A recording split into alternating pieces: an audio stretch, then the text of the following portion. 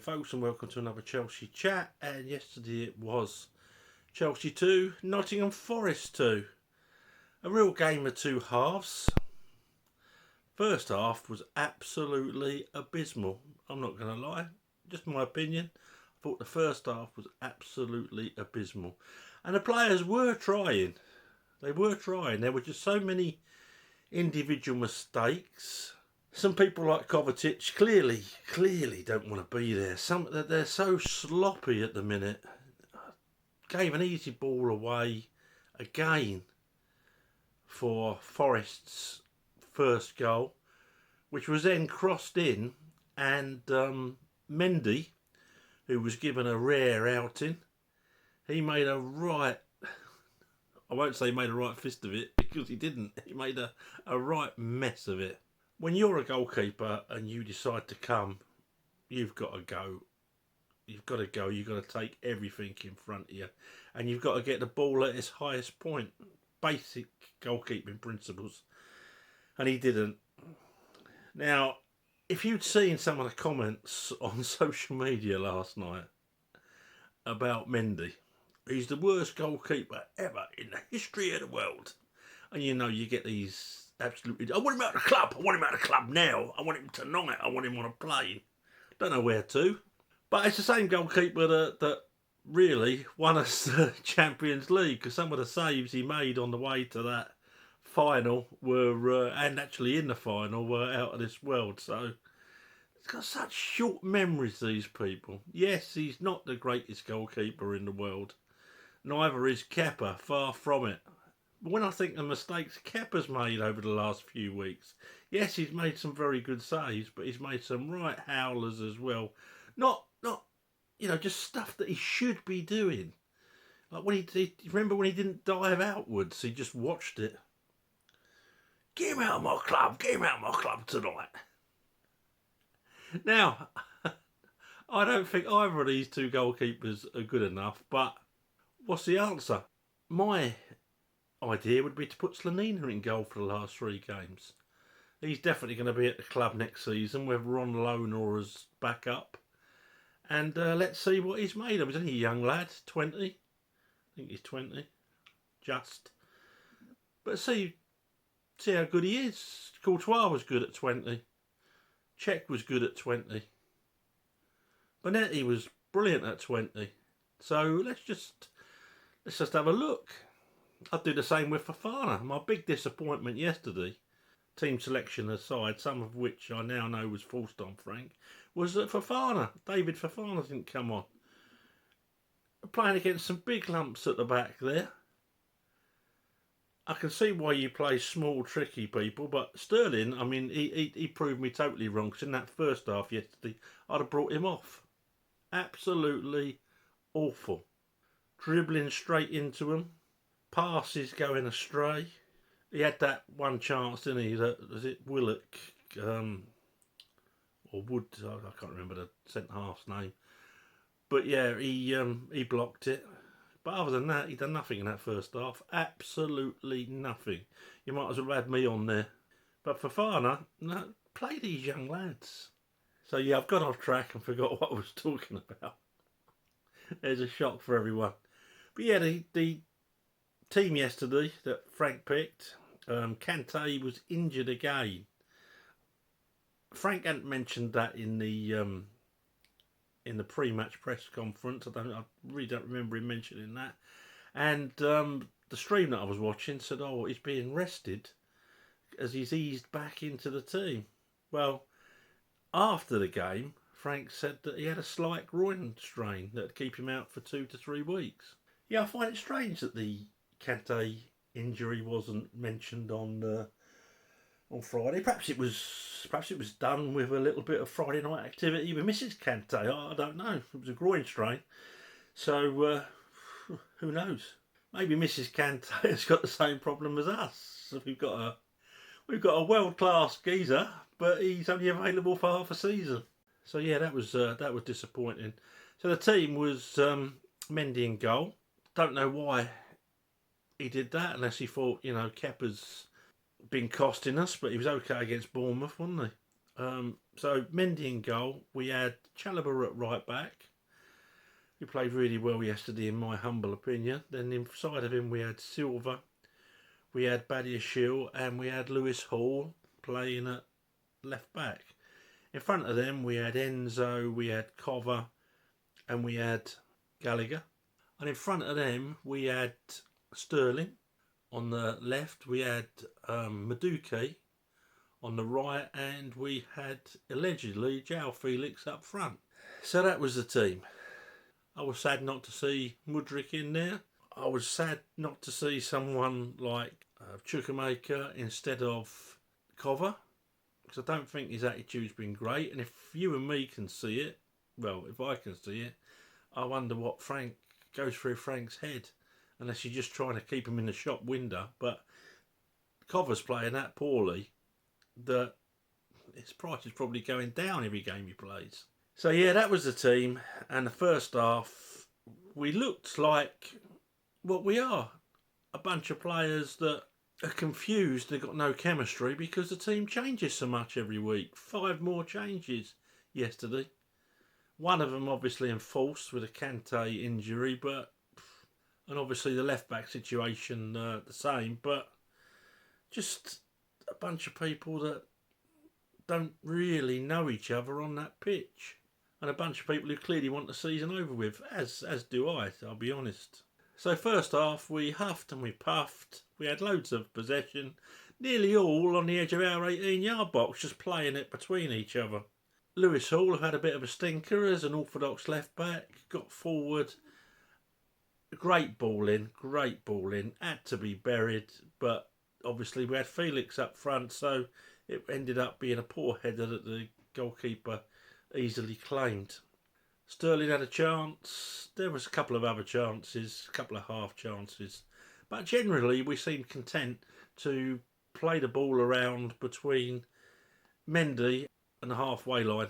I reckon 90% of that 76 possession was played around the halfway line, well, between the halfway line and our penalty box. I don't know what Frank said to him at half time, but judging by the much improved performance, I would imagine it involved a Great Dane and a sexual activity. But they came out and they were much improved. Sterling looked like a different player. He looked like the Manchester City Sterling, which we've hardly seen this season. And he got 2 goals. The second one, an absolute plum, leaving the guy on his backside. Second goal, I keep looking at it. There's so many people in that build-up, and even Mendy maybe should have got that. But it was just a horrible goal to give away. Forest, they whack in these loopy throws, they whack in these long balls like all good relegation teams do, like Sam Allardyce would have been proud to watch. And it bears fruit because we're so shaky at the back, and that's largely because we're not used to playing each other. I mean, even the goalkeeper, people slagging Mendy, wanting him out of the club tonight and that. He's just been thrown back in. It's not just about being rusty. And I'm not making excuses for him. The goals were awful. I mean, he's been off form, really, since he got back from that Africans Nations Cup. I'm not making excuses for him. It was horrible. But he's been thrown into a new back four that's never played together. You've got Lewis Hall out there. You've got Chalobah playing right back. And what do people actually expect? It's like anything. It's like if you're on a production line, you get to know how the people around you work. They don't get that chance, do they? So there we go, 2 each. I'll go through the scores. I'm not going to make this too long. It's like Groundhog Day, isn't it? So Mendy gets a 3. I don't think there's any excuse for that first goal. The defenders, you can say, well, one of them at least is running backwards. And as you know, you can't, well, unless you're absolutely brilliant, there's probably someone out there in one of these Facebook Chelsea groups who can jump backwards better than they can jump forwards with a run-up, no doubt. But most human beings can't jump backwards as well as they can with a run-up jumping forward. So at least one of those defenders had an excuse, but there's no excuse for Mendy. He's running, he's got a straight run up, and he's got to try and take it at the highest point. That is a big geezer jumping up against him, but Mendy's about 12'4", and he's got long arms as well. He should be winning those, and he was when he was in good form. But yeah, it gets a 3. Chalobah is actually my Chelsea man of the match. I know not a lot of people agree, but I just thought he got through so much work. He was good defensively, tried getting forward. Obviously, when you're playing him there, it's not like having Reece James or someone there, but I thought he'd done a really good job, and for that reason, he gets a 7.5. Just inside him, Silva, superb as always, 7. Just inside him, Badiashile gets a 6.5. Couple of dodgy moments, but a couple of great moments as well. A couple of really good. He wins every header, doesn't he? Well, apart from, was that him that went up for the goal? But he won so many headers yesterday, and he got so many blocks in. I think he's going to be a real good player for us. So he gets a 6.5. Lewis Hall, and I'm not going to pile in on the young lad, because I tell you what, as a wing back, I think he's our second best after Chilwell. He's certainly better than Cucurella, but he is a left-sided midfield player. But as an orthodox left back, I think he got exposed yesterday. He's a young lad, 18, playing with players in a formation he's not used to. And I think he got exposed a few times, made some stupid mistakes, gave the ball away easy, tried getting forward, put that great ball in for Felix. So I'm not going to be too harsh on the young lad. I want to see him play. I want him to be in the team next week as well, whether we're in a 4 or a 5. Let's get some minutes under these young lads' belts. So yeah, he gets a 4. In midfield, Enzo gets a 5. Looks like he's going through the motions. Looks like he's fed up. Few loose balls. Tidy enough performance. Not setting the world alight. Try putting a couple of good through balls through yesterday. But obviously we've got no one to run onto them. So what's the point? Like just passing back to Navas, wasn't it? Next to him, Kovacic gets a 3. Don't know what he's doing. Running around like a headless chicken. Giving the ball away is all I can describe it as. Gallagher put a proper shift in yesterday. He gets a 7. Gave the ball away a couple of times like everyone else, but you know what, overall that young lad has shown what a leader he is, really, just by sheer effort, sheer will to win. It's lovely to watch. When I look at some of them, even if we do end up selling him, you know what, I'd take me out of to him.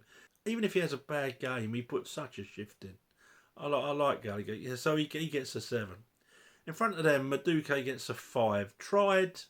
Offered hardly anything defensively. Left Chalobah exposed so many times. He'll take on a player and not bother running back after. That's all going to change under Potchettino, I'll tell you. Most things he tried yesterday didn't come off. A couple of times they did, and we were in good positions. Good bit of work between him and Chalobah. Ended up with the ball going across for Sterling, who scored the first goal. But overall, not a good day at the office for Madueke. But yeah, I'd still stick by him. He'd be in my team next week. Right, Sterling. Well, I'll tell you, the first half I had him down as a 1.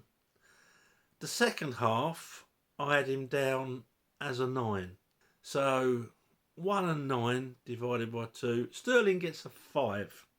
Second half, brilliant. First half, absolutely pony. So, yeah, a 5. Up front, João Felix gets a 3. Apart from one lousy header and one lousy shot, I don't know what he brought to it yesterday. Loads of lovely little flashes of skill. Nutmeg, where he gave the ball away afterwards. A turn, where he left the bloke for dead and then gave the ball straight away. I'm sorry, people are talking about paying 80 million plus for him. In those two instances where he did something brilliant and gave the ball away, that's Felix. That's Felix. That's what he was like at Atletico Madrid, and that's why he's on loan. So if you want to pay 80 million pounds for the odd pretty flick or the odd trick, then fine, but not for me. And Lampard yesterday gets a 3. I think he tinkers too much. When he brought his subs on, I don't know why. If Ziyech is going, why we proceed? Although he's looking decent when he comes on, I give him his due. But too little, too late. If he played like he does when he comes on earlier on in the season, he'd been in the side and he probably wouldn't be leaving. But they're little cameos, aren't they? But he looked decent and sharp when he came on. Must be in the shop window. Must be thinking, oh, my agent's talking to so and so. I better do something when I go on. And why Mudryk was left out, I have no idea. In that midfield, Frank, blood some of these youngsters. Kova doesn't want to be there, and he's been a decent servant. I'm not going to slag him, but he don't want to be there, obviously. When Ruben Loftus-Cheek came on, it gave us a bit more sort of impetus, and that says it all. So yeah, not a good day at the office for Frank as far as I'm concerned. I feel sorry for the Mason Mount haters, don't you? They must be in total confusion not having him to blame for this run of form. And the other big news yesterday, of course, is that Potchettino, about 3 months ago, he verbally agreed his contract with Chelsea. Last night, Sky Sports, he's agreed his contract with Chelsea. I don't know what the difference is. He still hasn't signed his contract. Perhaps he did it in sign language. I don't know. Perhaps it's a different version of the agreement.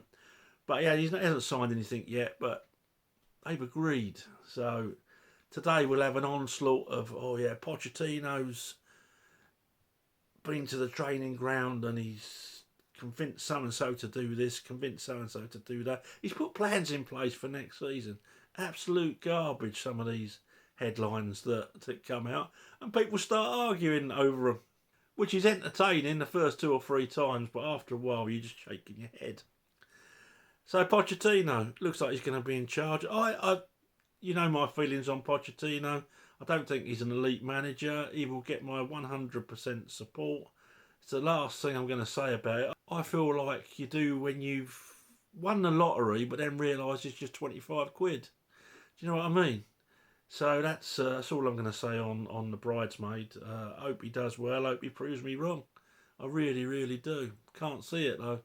Nothing in his record to give me any sort of hope. I played nice football at Tottenham. Yeah, well, yeah. Whoop-de-doo. Whoop-de-doo. If they start giving trophies out for finesse and style, we might be able to win a few of those. Anyway, hope I'm proved wrong. He can't do any worse anyway, can he? Well, one would hope not. I suppose we could get relegated. But let's look on the bright side. Next season's going to be better. Okay, thanks for watching. Let me know your thoughts. And, please subscribe to the channel and throw the video a like. It apparently helps me out. Thanks for watching. Speak to you soon. Up to Chelsea.